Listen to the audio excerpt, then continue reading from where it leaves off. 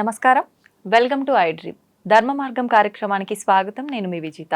ప్రస్తుతం మనతో పాటు ఉన్నారు శ్రీ విద్యా ఉపాసకులు. గత కొన్ని సంవత్సరాలుగా ఎంతో మందికి ఉపాసన శిక్షణ ఇచ్చిన వారు శ్రీ శ్రీ శ్రీ గురు కరుణామయ్య గారు. ఇప్పుడు గురుగారితో మాట్లాడి మరిన్ని విషయాలు తెలుసుకుందాం. నమస్కారం గురుగారు. ఒకప్పటి కాలంలో, పూర్వకాలంలో చూసుకుంటే చాలా మంది 100 ఏళ్లకు పైగా బ్రతికున్న వాళ్ళని, కొంతమందిని ఇప్పటికీ మనం చూస్తున్నాము.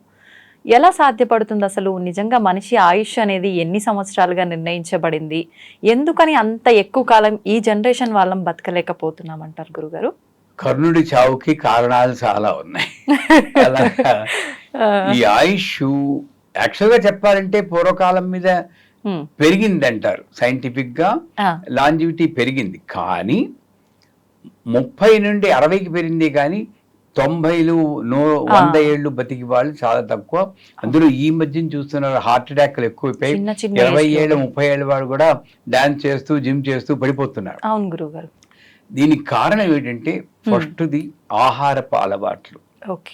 సాత్విక ఆహారం అంటారు. పూర్వకాలంలో ఇన్ని హోటల్స్ ఉండేవా చెప్పండి? లేదు. అసలు ఆహారం అమ్మడం పాపం అనేది అప్పుడు ఇది ఆహారం అమ్మడం పాపం. వాళ్ళు పెట్టేవారు, వాళ్ళు ఏమైనా ఇస్తే పుచ్చుకునేవారు. అన్నార్థులు ఎవరు ఉండేవారు ఆ కాలం నుండి నేను వస్తాను. అప్పుడు 100 ఏళ్ళు 180 ఏళ్ళు బతికిలి వాళ్ళేమో. ఇప్పుడు ఆహారము హోటల్లో తింటున్నాం.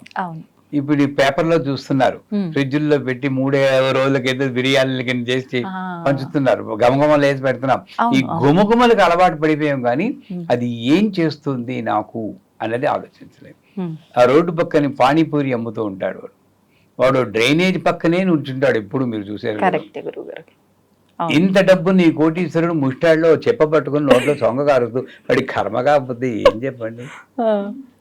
వీడు దేవాలయంలో తీర్థం ఇస్తేనేమో ఇలా పుచ్చుకుంటాడా, రోడ్డు పక్కన డ్రైనేజ్ పానీ పుచ్చుకుంటే ఇది కలియుగ దౌర్భాగ్యం. వాడు ఏ అలవాట్లోనే తాగుబోతూ అవ్వచ్చు, ఇది అవ్వచ్చు. ఇలా నానా సంకరమైనటువంటి ఈ ఆహారం, ముఖ్యం ఆహారం. ఆహారం తినడం వల్ల నేను నా ఆయుష్ను తగ్గించుకుంటున్నాను. అందుకే చాలాసార్లు చెప్తూ ఉంటాను మా వాళ్ళకి, అసలు బయట ఫుడ్ తినకండి. ఎంతో అవసరమైతే తప్పని ఫ్లైట్లో వెళ్తుంటారు, వాడు ఇస్తాడు. అప్పుడు కూడా తినకుండా ఉన్న సందర్భాలు ఉన్నాయి నాకు. కానీ ఒక్కప్పుడు ఆకలేస్తే తినాలి, ఏ ఫ్రూట్స్ తీసుకుంటాం. లేదు గుమగుమలు ఆడితే కనబడుతుంది, తినం.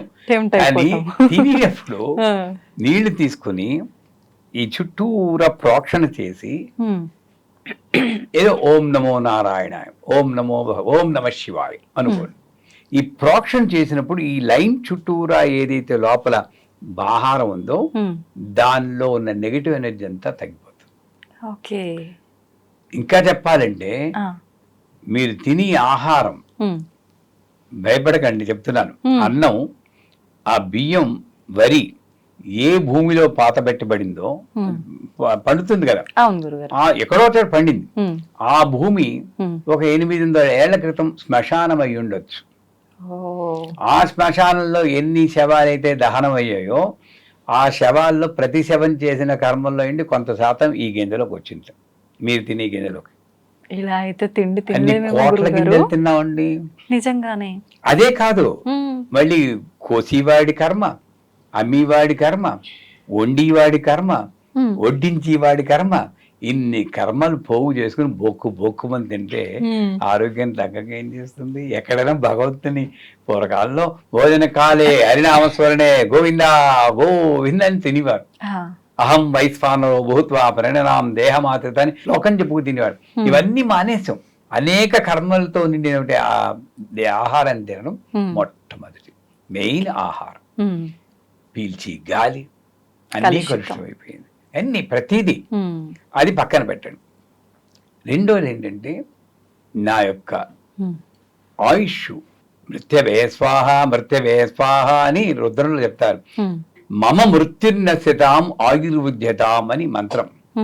అంటే అర్థం ఏమిటి? నా కోపం వచ్చినప్పుడా నేను చచ్చిపోతున్నాను.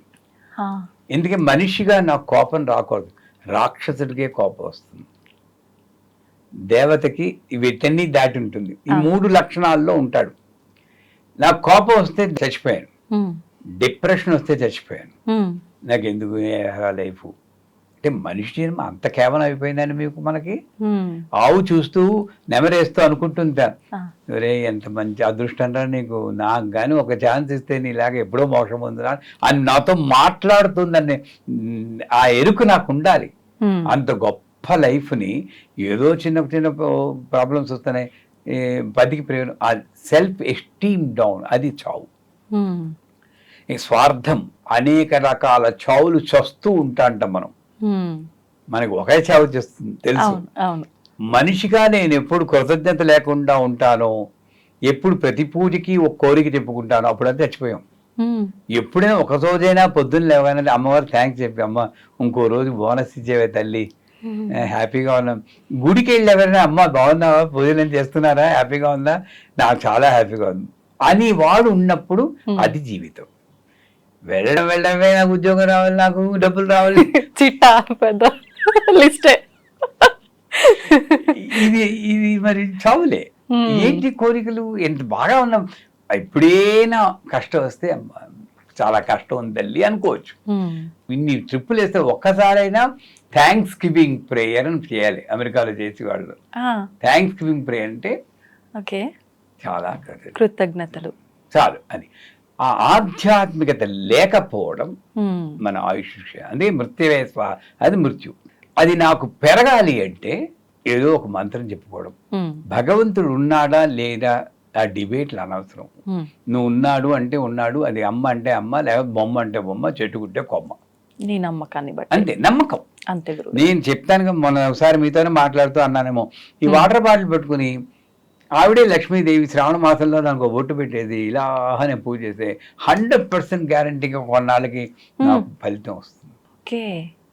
భగవంతుడు అంటే నమ్మకం, అదే భగవంతుడు. ఈ విగ్రహం అమ్మవారు అంటే నమ్మకం, ఇది అమ్మవారు అంటే నమ్మకం. అంచేత ఈ నమ్మకంతో ఒక మంత్రాన్ని, ఏదో ఒక మంత్రం అంటే శబ్దం, ఆ శబ్ద తరంగాల్ని యూత్ వింటూ ఉంటారు ఈ వీడియోని. మేము ఇప్పుడు అక్కర్లేదు, పెద్దవాళ్ళకే ఇదంతా అనుకుంటారు. తప్పు. చూసుకోండి, సినిమా యాక్టర్ కూడా పునీత్ రాజకుమార్ పాపం ఎవరో యంగ్స్టర్ జిమ్ చేస్తూ పోయారు. ఏ రోజు మంది కాదు. అందుచేత ఆ ఆద్య చిన్న నాలా పూజలు చేయమని ఎవ్వరు అనరు. మీకు 60 ఏళ్ళు వచ్చి అప్పుడు చేస్తే చేస్తారు, లేకపోతే రోజు ఒక 5 నిమిషాలు ఈ ఆయుష్ పెరగాలంటే చెప్తున్నాను, 5 నిమిషాలు సైలెంట్గా ఉండండి, కళ్ళు తెచ్చుకోండి, ముఖం మీద నవ్వు ఉండాలి. ఎంత దెబ్బలాడు వచ్చినా సరే లోపల ఇక్కడ నవ్వుతూ ఉండాలి. నవ్వు పెట్టుకుని కళ్ళు తెరిచి ఈ సైలెంట్ నిశ్శబ్దంలో ధ్యానం చేయాలి. చాలండి, అంతకన్నా ఏం ఒక్కర్లేదు. అదే సరిపోతుందా గురుగారు? పెద్ద పెద్ద పూజలు కూడా చేయగలరు.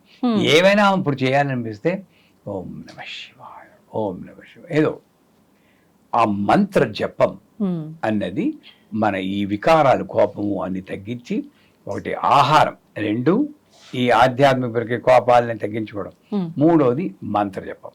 ఈ 3 కలిస్తే డెఫినెట్గా అసలు ఇంకోటి జీవించడం అంటే 70 ఏళ్ళు జీవించేనా 108 ఏళ్ళు జీవించేనా కాదు. శంకరాచార్యుల వారు 32 అన్నేళ్ళు జీవించారు.